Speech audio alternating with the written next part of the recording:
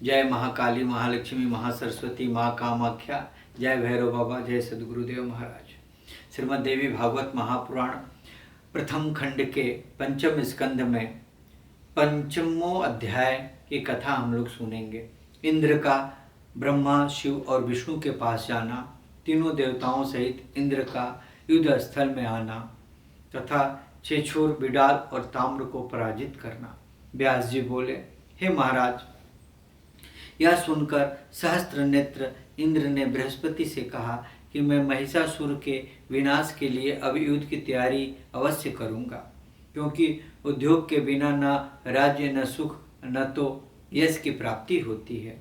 उद्यमहीन की प्रशंसा न तो कायर लोग करते हैं और न उद्योग परायण। सन्यासियों का आभूषण ज्ञान है, ब्राह्मणों का आभूषण संतोष है, किंतु अपनी उन्नति की आकांक्षा रखने वाले लोगों के लिए उद्योग परायण रहते हुए शत्रु संहार का कार्य भी आभूषण है। हे मुनि श्रेष्ठ, उद्धम का आश्रय लेकर ही मैंने वृत्तासुर, नमोची तथा बल आदि दैत्यों का संहार किया था। उसी प्रकार मैं महिषासुर का भी वध करूंगा। आप देवगुरु बृहस्पति तथा श्रेष्ठ आयुध वज्र मेरे महान बल के रूप में सुलभ है। साथ ही भगवान विष्णु तथा अविनाशी शिव जी मेरे सहायता अवश्य करेंगे। हे मानद, अब मैं महिषासुर के साथ युद्ध करने के लिए सेना की तैयारी के उद्योग में लग रहा हूँ। हे साधो, अब आप मेरे कल्याणार्थ रक्षो ध्यान मंत्रों का पाठ कीजिए।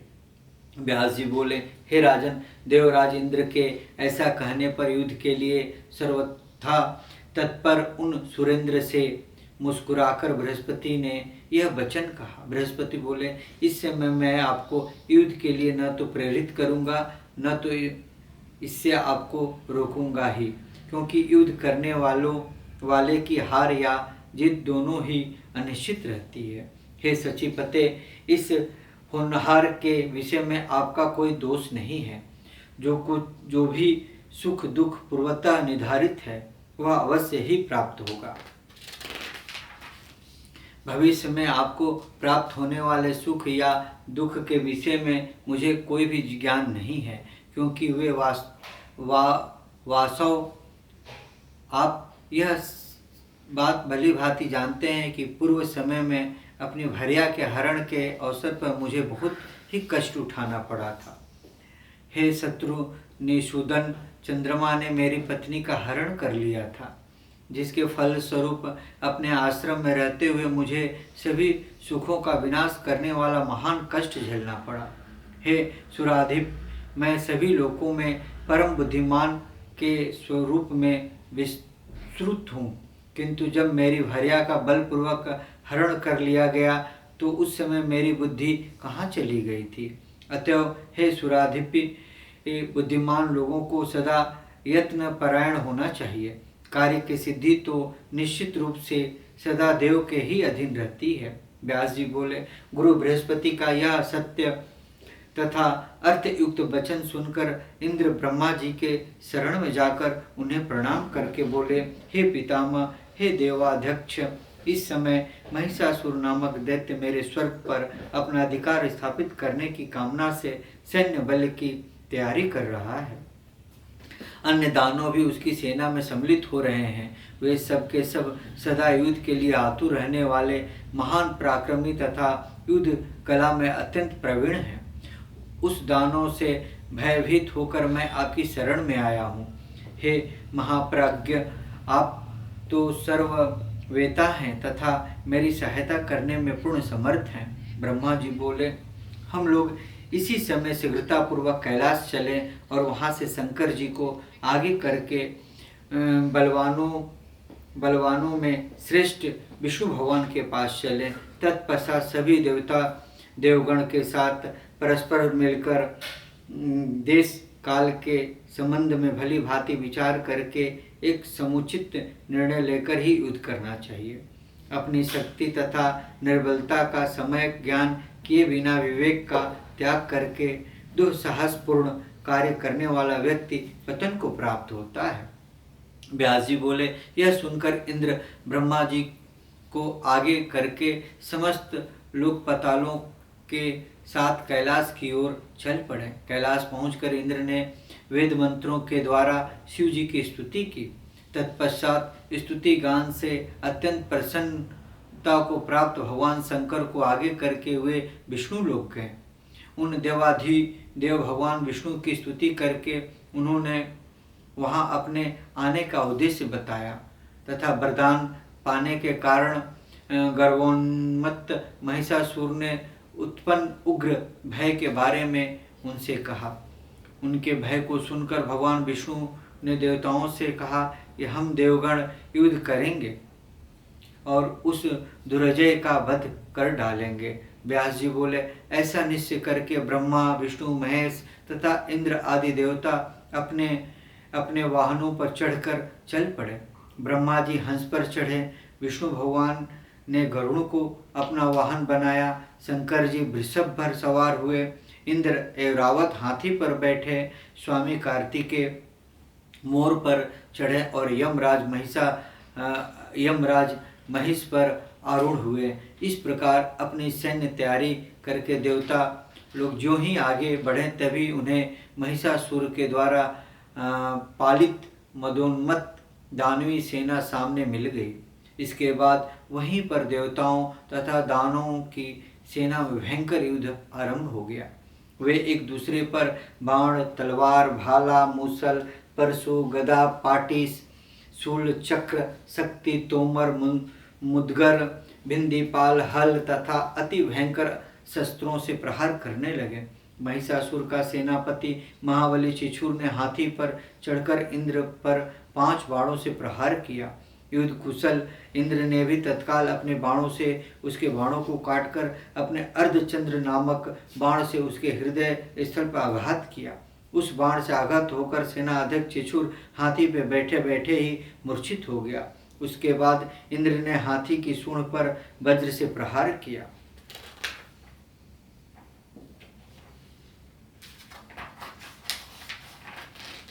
उस वज्र के आघात से हाथी की सूंड कट गई और वह सेना के बीच भाग खड़ा हुआ। उसे देखकर दानवराज महिषासुर कुपित हो गया और उससे बिडाल नामक दानव से कहा, हे महाबाहो, हे वीर, तुम जाओ और बल के अभिमान में चूर इंद्र को मार डालो।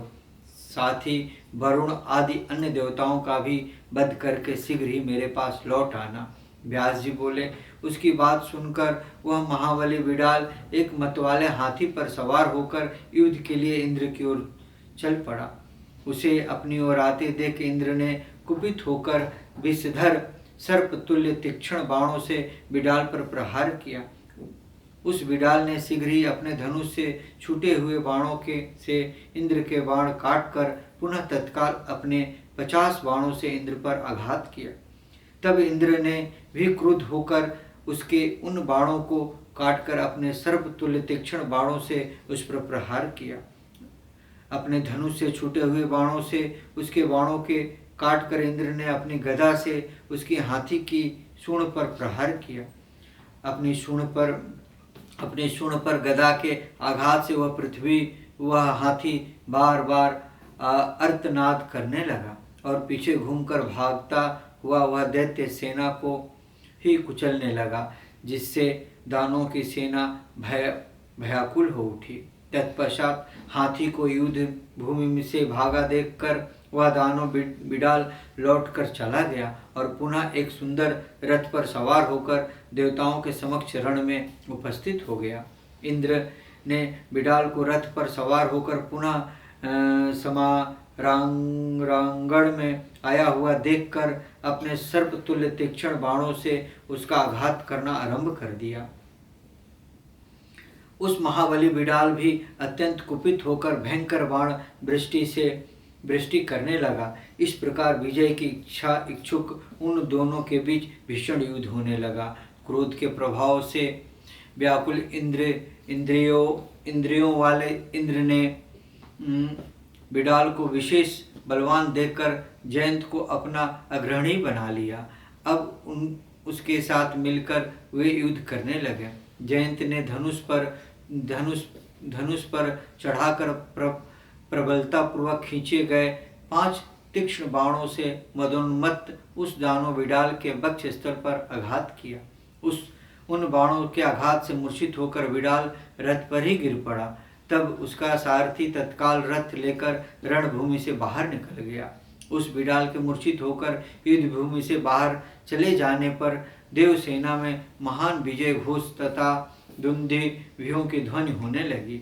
सभी देवता प्रसन्न होकर इंद्र की स्तुति करने लगे, गंधर्व गाने गाने लगे तथा अप्सराएं नाचने लगी। तत्पश्चात देवताओं के द्वारा किए गए उस विजय घोष को सुनकर महिषासुर कुपित हो उठा। उसने शत्रुओं के अभिमान को चूर चूर कर देने वाला ताम्र नामक दानों को युद्ध क्षेत्र में भेजा। ताम्र बहुत से सैनिकों के साथ समारांगण में आकर इस प्रकार वेगपूर्वक बाणों की वर्षा करने लगा मानो मेघ समुद्रों में जल बरसा रहा हो।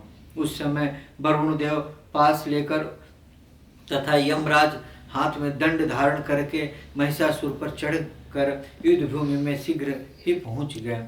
अब देवताओं तथा दानवों में परस्पर बाणों, तलवारों, मुसलों, बर्छियों तथा फरसों से भीषण संग्राम होने लगा। यमराज के द्वारा अपने हाथों से फेंके गए दंड से ताम्र आहत हो गया, किंतु वह महाबाहु ताम्र समांगण से हिला तक नहीं। ताम्र उस संग्राम भूमि में वेगपूर्वक धनुष को खींचकर अति तीक्ष्ण बाण छोड़कर इंद्र आदि देवताओं पर शीघ्रता से प्रहार करने लगा। वे देवता कुपित होकर पत्थर पर घिसकर नुकीले बनाए गए तीक्ष्ण दिव्य बाणों से दानवों को मारने लगे और ठहरो ठहरो कहकर चिल्लाने लगे। उन देवताओं के प्रहार से घायल होकर दैत्य ताम्र युद्ध भूमि में मूर्छित हो गया। तब भयक्रांत दैत्य सेना में महान हाहाकार मच गया।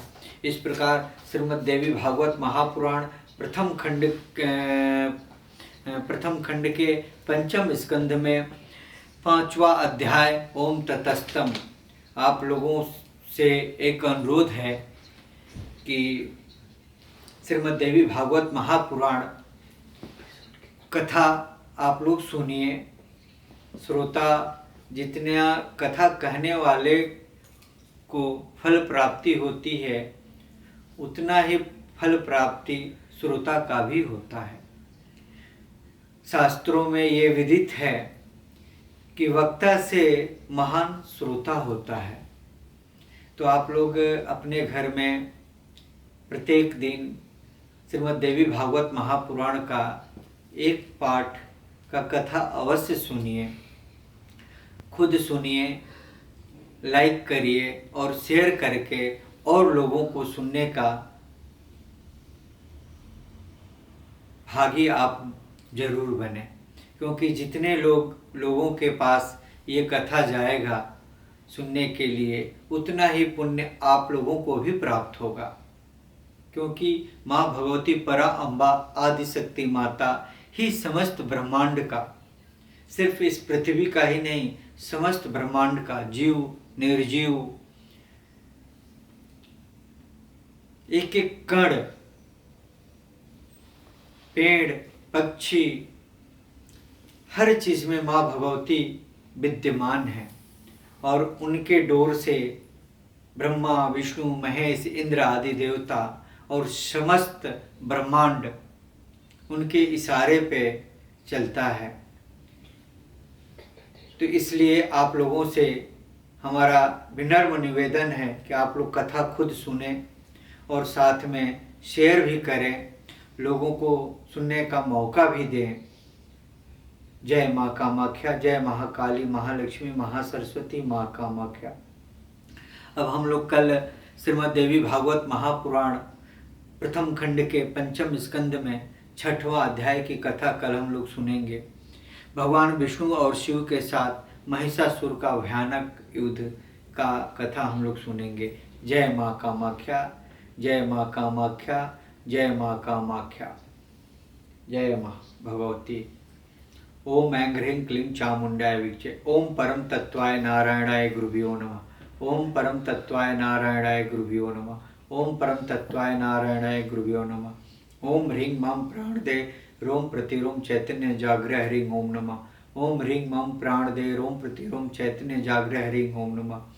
ओम भूर्भुवः स्वः ततस्वितुर्वरेण्यं भृगो देवस्य धीमहि धियो यो नः प्रचोदयात्। ओम ऐं ह्रीं क्लीं चामुण्डाय विच्चे। जय जगदम्बिके, जय माँ कामाख्या।